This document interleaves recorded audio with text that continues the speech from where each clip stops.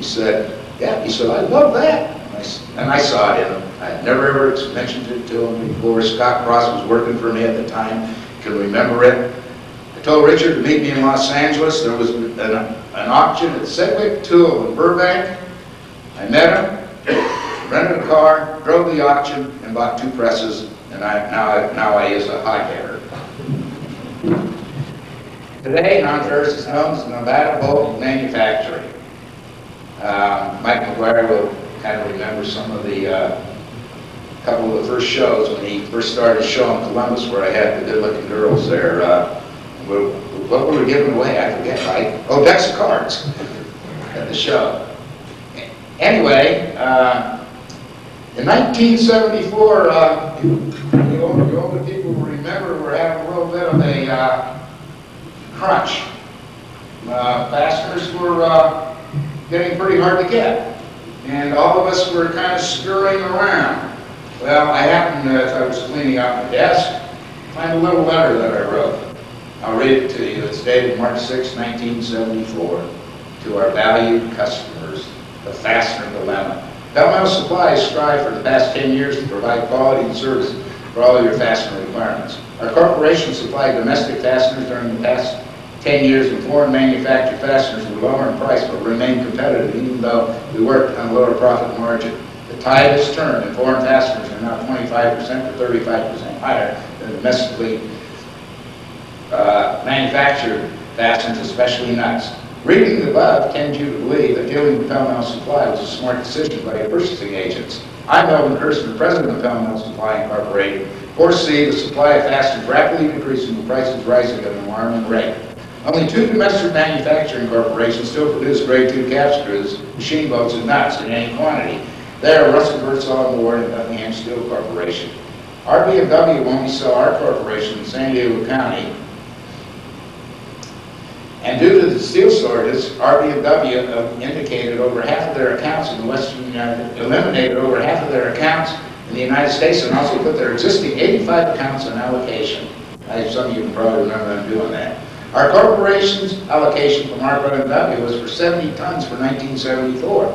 Management at RB&W reviewed our allocation February 28th and found that we had used up our first half tonnage of 35 ton. This means that we cannot buy any fasteners from RB&W. I was dead. Until July 1st, 1974, and also proves that we gave your firms the best prices in the first 2 months of 1974.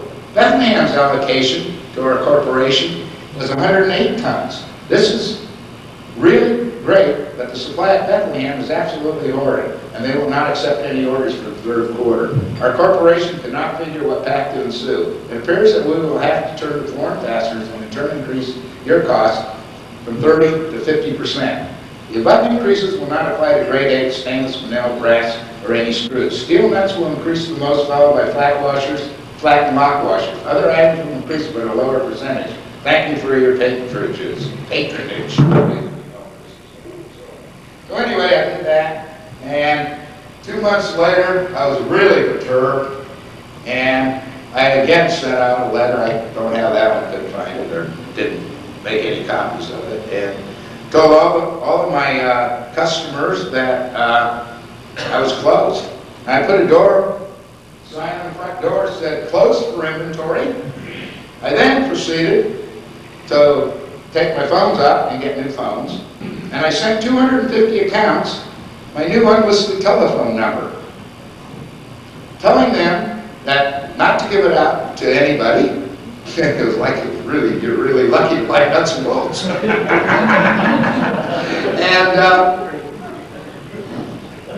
I sent the other one out to all the other customers that I didn't like, that didn't pay their bills or kept returning things and were a pain in my side.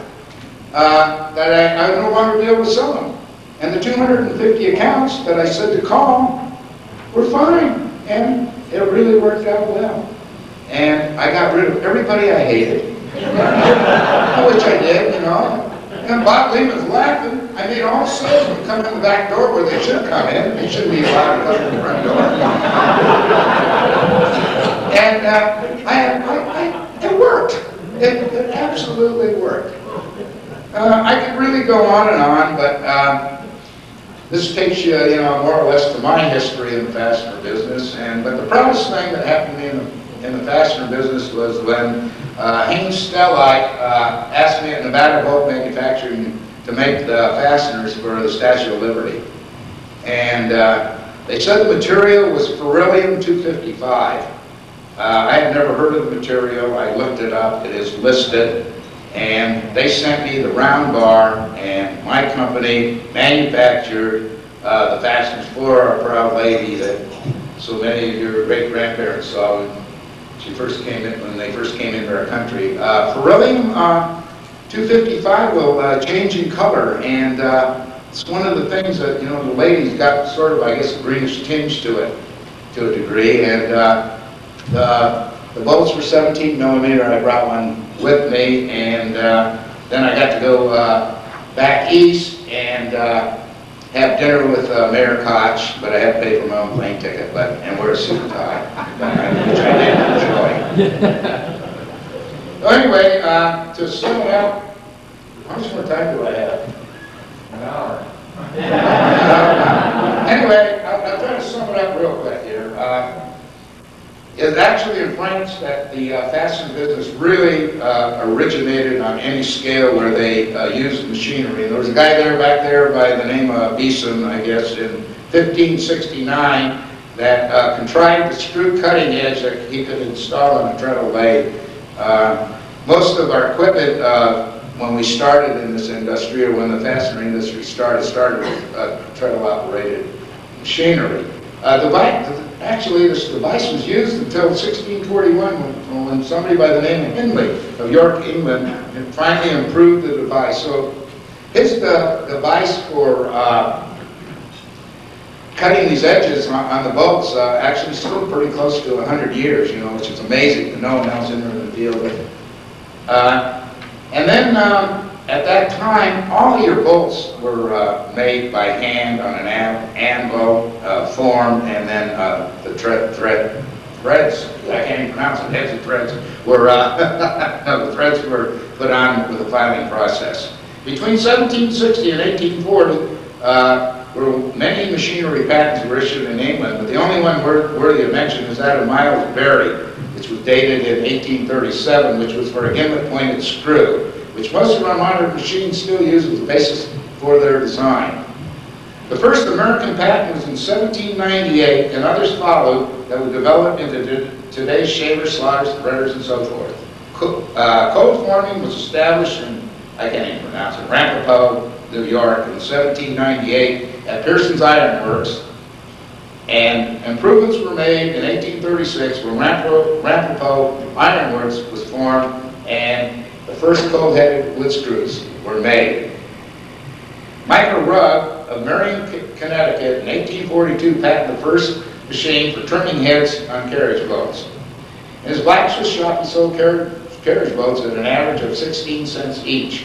Only one diameter was produced, 5/16.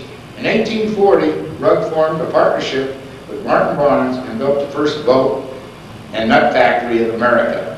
The power used was a treadmill propelled by a bull.